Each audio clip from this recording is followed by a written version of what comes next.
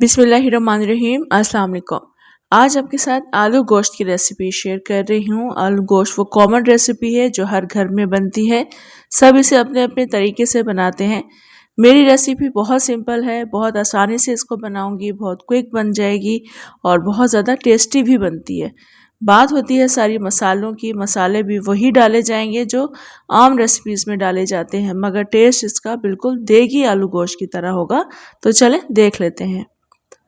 मैं इस गोश्त को कुकर में पकाऊंगी, तो कुकर में मैंने पहले 1 कप के बराबर तेल शामिल किया है। इसमें 4-5 दरमियानी प्याज को बारीक काट कर शामिल किया है। तमाम साबुत गरम मसाले भी शामिल कर दूंगी साथ ही, और इसको अच्छे तरीके से मिक्स करेंगे। और प्याज को हमने यहाँ पर हल्का सुनहरा करना है। तो यहाँ पर आप देख सकते हैं प्याज बिल्कुल हल्के सुनहरे रंग की हुई है। और अब हमने इसमें गोश्त ऐड करना है। मैं बीफ ऐड कर रही हूँ, आप इसमें मटन भी ऐड कर सकते हैं। और ये बोनलेस ½ kg बीफ है। अच्छे से इसको मिक्स कर लेंगे। उसके बाद इसको अदरक लहसुन डालकर भूनेंगे। अदरक के मैं 2 टेबल स्पून डालूंगी और लहसुन का मैं 1 टेबल स्पून डालकर अच्छे तरीके से इसको 4-5 मिनट के लिए भून लेंगे।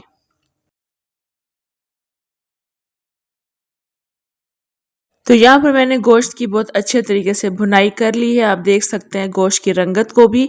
अब हमने इसको गलाने के लिए पानी शामिल करना है। मैं 2 गिलास के बराबर पानी शामिल करके इसको कवर करके रख दूंगी। प्रेशर लगाएंगे। जिस वक्त इसका वेट हिलना शुरू होता है उसके बाद के मैं 15 मिनट काउंट करूंगी।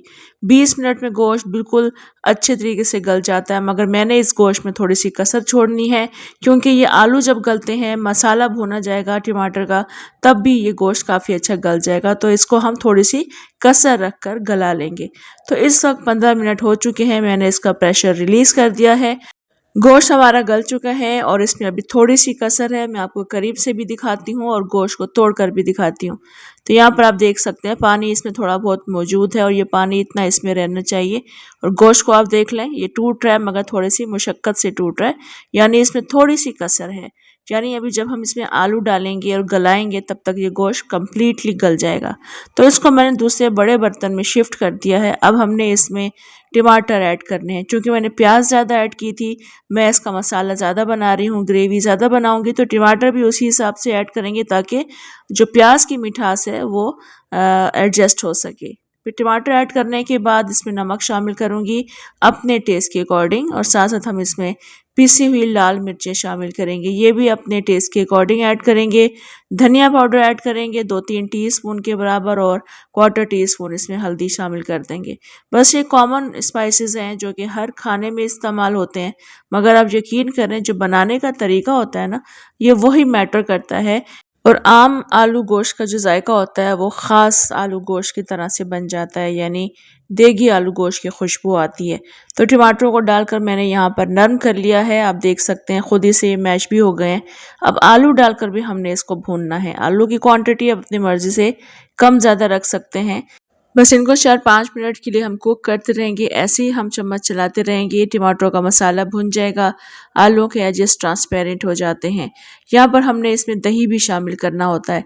तो दही आप या तो गोश्त में शामिल कर सकते हैं डायरेक्टली जिस वक्त आप टमाटर ऐड करते हैं, या फिर आलू डालने के बाद भी दही शामिल कर सकते हैं।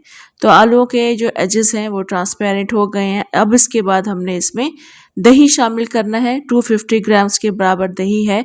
दही को आपने अच्छे तरीके से बीट करके शामिल करना है। अगर दही में लम्स होंगे तो शोरबे वाला सालन हम बना रहे हैं उसमें भी लम्स अलग से नज़र आते हैं।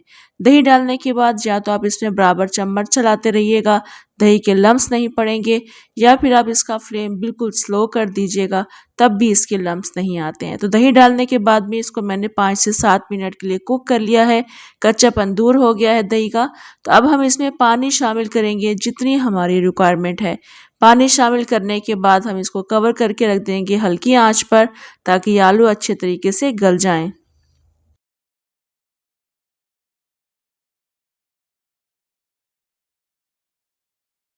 इस तक आलू गोश्त का सालन बिल्कुल रेडी हो चुका है, यानी आलू अच्छे तरीके से गल चुके हैं। फ्लेम आप बिल्कुल मज़ीद स्लो कर दीजिएगा जो रोगन होता है वो सरफेस पर आना शुरू हो जाता है।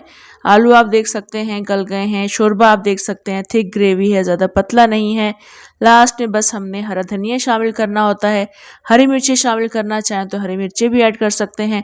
पिसा वगैरह मसाला ऐड करेंगे, मिक्स करके इसको बिल्कुल ढक कर रख देंगे फ्लेम ऑफ करके, और उसके बाद आप इसको डिश आउट कीजिएगा। आलू गोश्त कहने को एक आम रेसिपी है, मगर ये आम रेसिपी ख़ास कैसे हो सकती है अगर बनाने का तरीका थोड़ा सा डिफरेंट हो। आम मसाले इसमें ऐड किए गए हैं, मगर ख़ास रेसिपी ये बन गई है। बिल्कुल देगी आलू गोश्त का जायका आपको महसूस होगा इसमें, बहुत मज़े का बनता है। आपने सेम रेसिपी से ज़रूर ट्राई करना है। कमेंट लाइक शेयर भी आपने ज़रूर करना है।